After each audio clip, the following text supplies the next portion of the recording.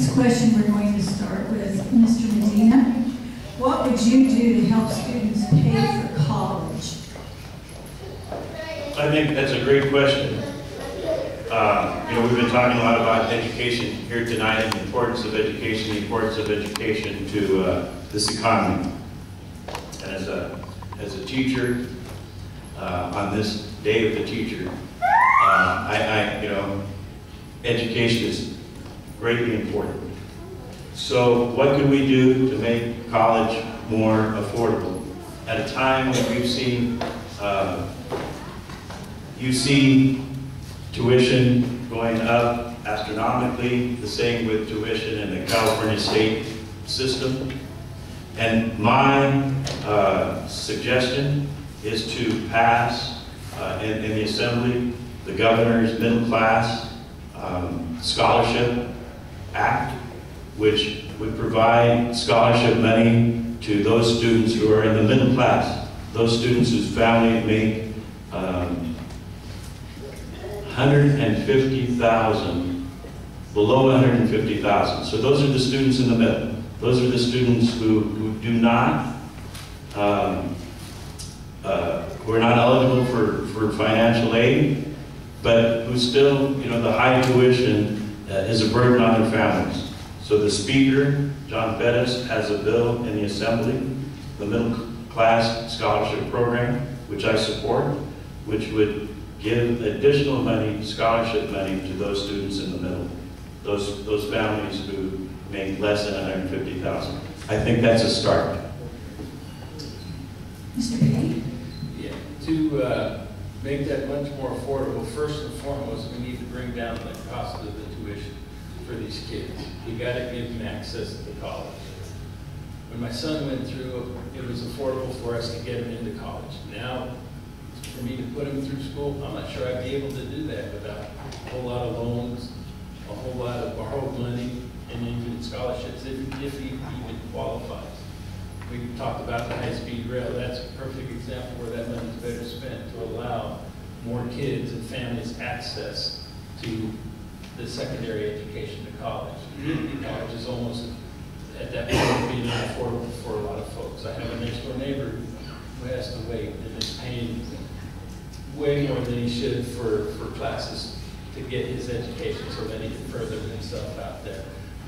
First and foremost, we have to address the tuition issue, and how we do that is to bring in, put money and make that a priority to make it accessible.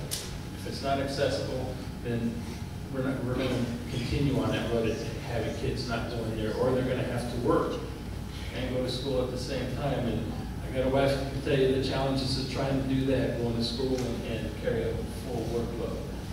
We need to encourage our kids to go to college right out of high school, take advantage of that, but we got to make the tuition and the middle fees affordable for the kids to attain in the families, because a lot of the families, they have to carry that load for them through the FAFSA loans that are available, or even their scholarships.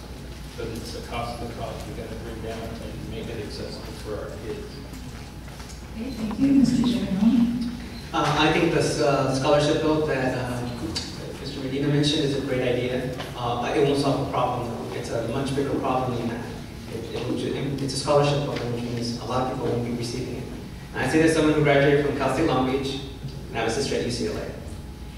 And then afterwards, I went to a private college for law school. That was a lot more expensive. To make it more affordable, we definitely, especially for most of our students that go into the Cal State or UC system, even just freezing tuition now for several years would be a benefit to everybody, and it should be that way. Most of the students from my school district go to RCC, the Moreno Valley campus. And it's more affordable there, but they can't even get their classes. It should not be like this. But why is it like this? Why is it that those who are in control, both parties in Sacramento, have done this over the last several years?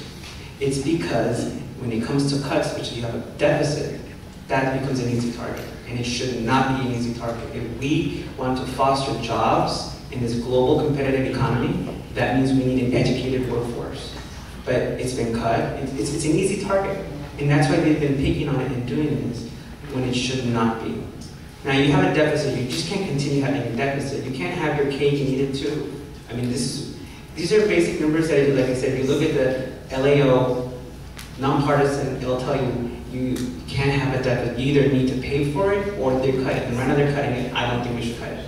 I think the solution, like I said, is the way it was back in the 1960s when the master plan was developed, which means you need to reform Prop 13 and create a split rule, and that would be a more permanent solution. Or we're going to keep on cutting it because you can't have it both ways, and we cannot not invest in our children and those who are graduating from our high schools. If they can't even get their classes, it should not be like this. They should be able to get their classes. They should be able to have an affordable education.